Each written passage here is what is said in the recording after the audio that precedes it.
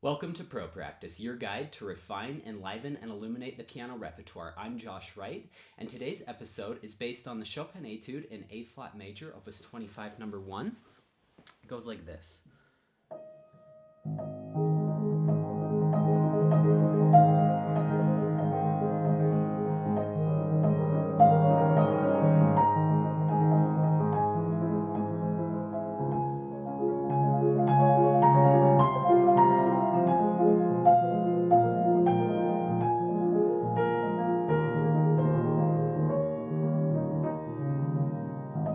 And we're going to explore the entire piece.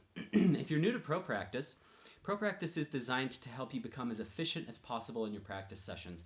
Basically, today we're going to go through practice techniques, tips, strategies that I've used with this piece, not only for technique, but also for musicality, to help become very musical with things, very different ways of interpreting the piece, as well as a bunch of exercises to help you get that finger independence. This piece in particular is one of my least favorite pieces to teach students for the very fact that a lot of people play like this. It's kind of dull and stagnant and uneven. The hands are not aligned. If you really want to sound like a pro, you've got to get your hands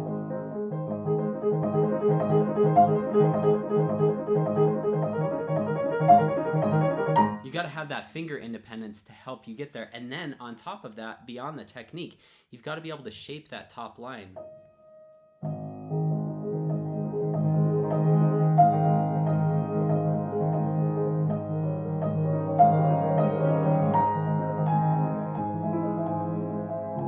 So we'll also go over any fingering that's kind of weird throughout the piece and any other things that come up along the way. So let's get started. Let me tell you about the biggest problem I see with students, like I was showing you a second ago.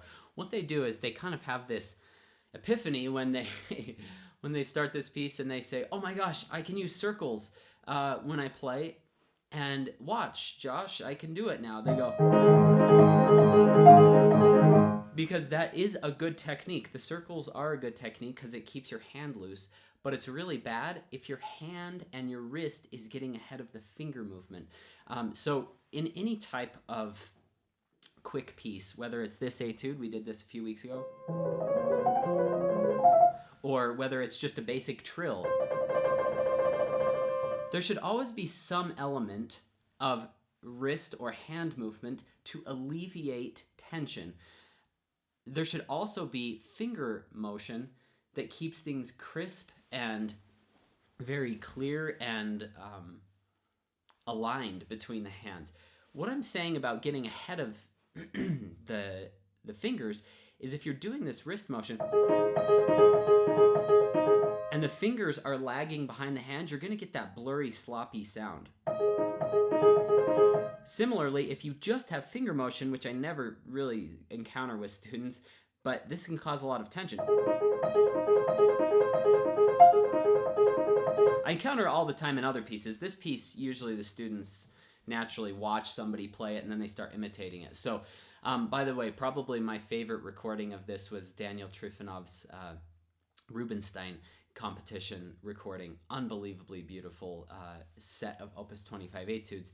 And I actually had the privilege of watching it with his teacher, Sergei Babayan, in Babayan's apartment after one of our lessons together. And wow, that was magical because Babayan was watching his own student who went on to win the competition play this. And he would say things like, oh, Daniel is such a diamond. It's amazing. He will come and he will do things that I never imagined of doing with the etudes before.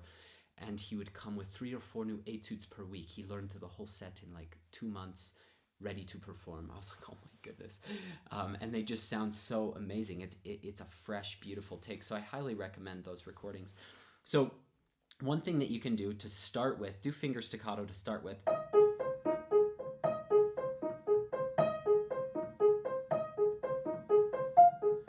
Just basic, okay? And then you can incorporate into your finger staccato 2 things. You could just accent the top.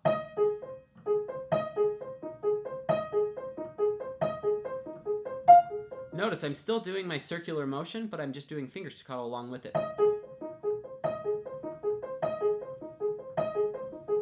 Another way is you could do a slur off, slur off, slur off, slur off.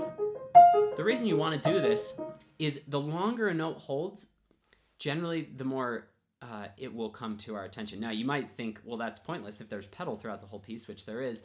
How is anyone going to tell the difference? It's true that in Baroque music, if you hold something and everything else is short, or romantic, I don't care what period you're in, it will be heard. But what about that pedal? Well, sometimes when we hold things, we have a tendency to lean into them a bit more, and that's exactly what I want you to do here. So down, hop, hop, hop, hop, hop, down, hop, hop, hop.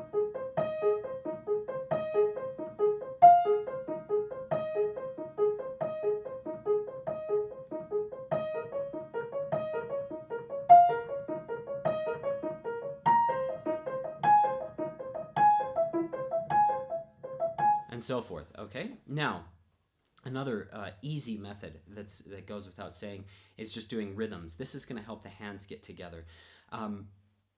So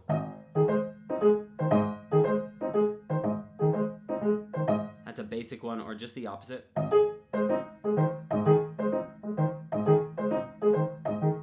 And I would also do these legato.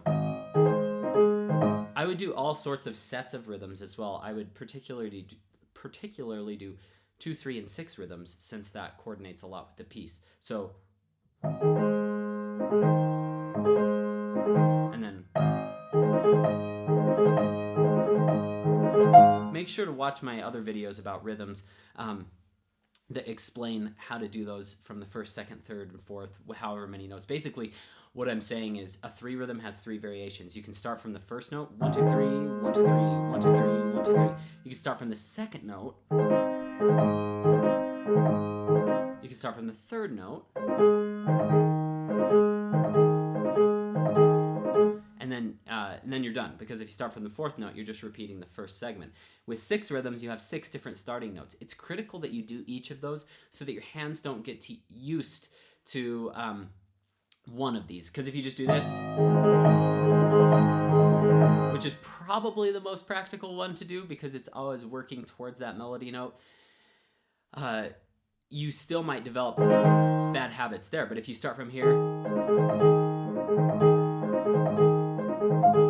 and so forth, that will really help. Okay, moving on. Let's talk a little bit about expression here, and then we'll move on to other places in the piece and kind of make our way through this, both with expression and with technical issues, especially with some of these more spread out ones. So the first thing I want you to do is... Thank you so much for watching. As with all ProPractice videos, the first section is free.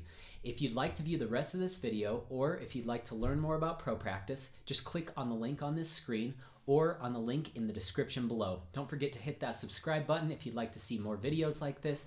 Thank you so much for your support. It means a great deal to both me and to my family. Have a great week. Good luck in your practice sessions.